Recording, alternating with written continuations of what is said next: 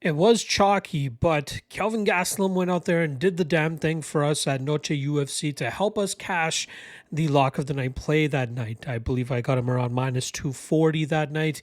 And again, it's those spots that I don't mind eating the chalk when I know pretty damn well 9 times out of 10 or something like that that fighter is going to end up winning, and Gastelum was able to do that even though he ended up missing weight by 5 or 6 pounds.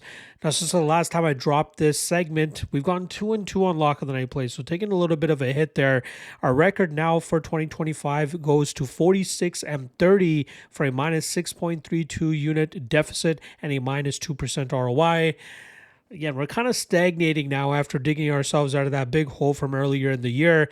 Just need that push to get back firmly into the green and get closer to our goal for the year.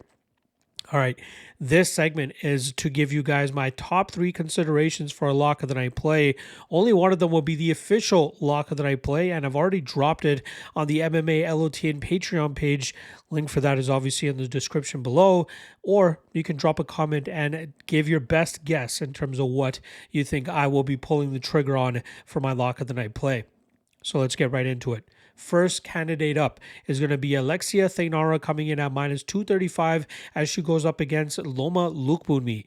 Now, this is the first fight of the night, and I expected to start off with a bang, with Thainara getting a very dominant decision or submission victory. Thainara is a very talented grappler. 8 of her 12 wins coming by submission. She's a close training partner of Amanda Hebos. She is far bigger, far longer, far stronger than Loma Lookboonmee, who might have a striking advantage considering she's been a Muay Thai specialist since she was a child. But I don't think that's going to end up mattering here, as Thainara will be able to get her to the ground with relative ease, put that pressure on her, and eventually find that finish, which is why I'd be comfortable with putting the lock of the night label on her here. The second lock of the night candidate is going to be Navajo Sterling, coming in at minus 235 as he goes up against Rodolfo Bellato. Now, this is a very winnable fight for Sterling, who is the better striker, has more power, and good enough grappling defense should Bellato look to take that approach. We've seen Bellator hurt in fights back-to-back, and he's managed to pull through and still either go to a draw or find a finish himself. But I don't think he's going to be able to do that here against Sterling, who is much more of a cerebral finisher than those other guys that have hurt Bellator in the past. Mix in his that weirdness that happened in the Paul Craig fight for Bellator. If that really did impact him, and he's only coming back 3 months after that, Sterling will surely be able to find the button and put him out cleanly. But even if that's not the case, I still expect Sterling to dominate this fight and more than likely come through for us as a potential lock of the night candidate.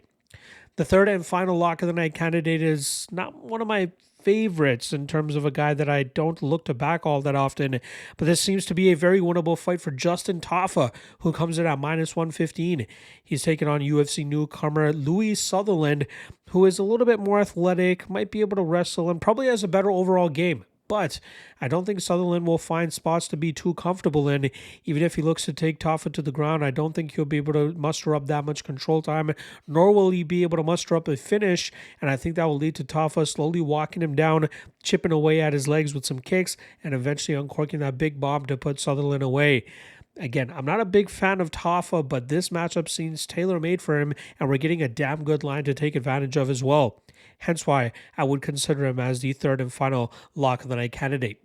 Again, I've already posted on the Lock of the Night Patreon page, so hop on over there to check it out, or drop a comment in the comment section below and let me know what you think would be my Lock of the Night play and what is actually going to be your Lock of the Night play.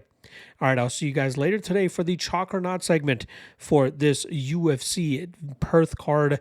See you guys then. Peace.